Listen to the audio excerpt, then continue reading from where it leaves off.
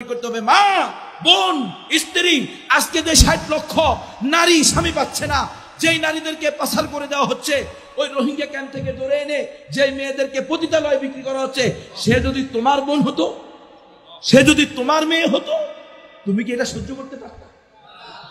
একাধিক বিয়ে খারাপ, একাধিক বিয়ে খারাপ, একাধিক বিয়ে খারাপ, নষ্ট নষ্ট খারাপ মানুষ একাধিক বিয়ে করে।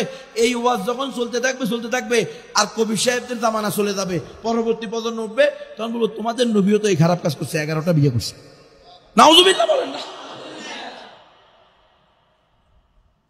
তোমাদের সাহাবীরাও তো খারাপ কাজ করছে, এরা একাধিক বিয়ে করছে। নাউজুবিল্লাহ মিন যালিক। বলবে কি বলবে না? আমি বলতেছি না যে আপনি একাধিক বিয়ে করেন আপনার জন্য ফরজ না, একাধিক বিয়ে করা ফরজও না, ওয়াজিবও না, আপনাকে কেউ বাধ্যও করতেছে না।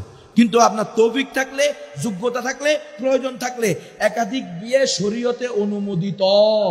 কেউ একাধিক বিয়ে করলে তাকে ঘৃণা করবেন না, তার বিরুদ্ধে সমালোচনার ঝড় উঠাবেন না। কেন তার বিরুদ্ধে সমালোচনা করতেছেন? সে তো কোনো অন্যায় করে না। কথা বুঝতেছেন? এটা আল্লাহর বিধান, রসুলের সুন্নাহ। আপনি পারলে করেন, না পারলে করেন। আপনি তো বলছে, আল্লাহ বলছে ফাইন খিফতুম আল্লাহ তাআদিলু ফাওয়াহিদাতান। তুমি যদি ভয় পাও যে তুমি ইনসাফ করতে পারবে না, তুমি হইলা কাপুরুষ। যে পুরুষ ইনসাফ করতে পারে না দুইজন ব্যক্তির ভিতরে, ও কাপুরুষ না তো কি? কথা বলতে নাই। আল্লাহ বলতেছে আল্লাহর পক্ষ থেকেই ঘোষিত। আমরা যারা এক বনিয়ে আছি তারা চিন্তা করেন আগে, মানে যাদের তৌফিক আছে।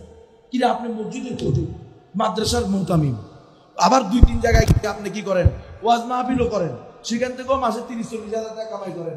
মাস শেষে কই না দেখেন যে 1 লাখ 1.5 লাখ টাকা আপনার কামাই। এরপরে আপনার বউ একটাকে, রিক্সাওয়ালারও তো বউ একটা, মুসিস আমারও তো বউ একটা, আপনি ঘটি সাহেবের একটা।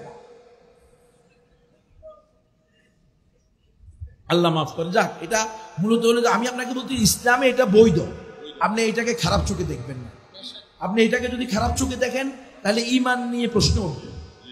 কথা বুঝতেছেন? এই ওয়াজ আপনারা করবেন আপনাদের মাদের কাছে, বোনদের কাছে, পরিবারে, সমাজে।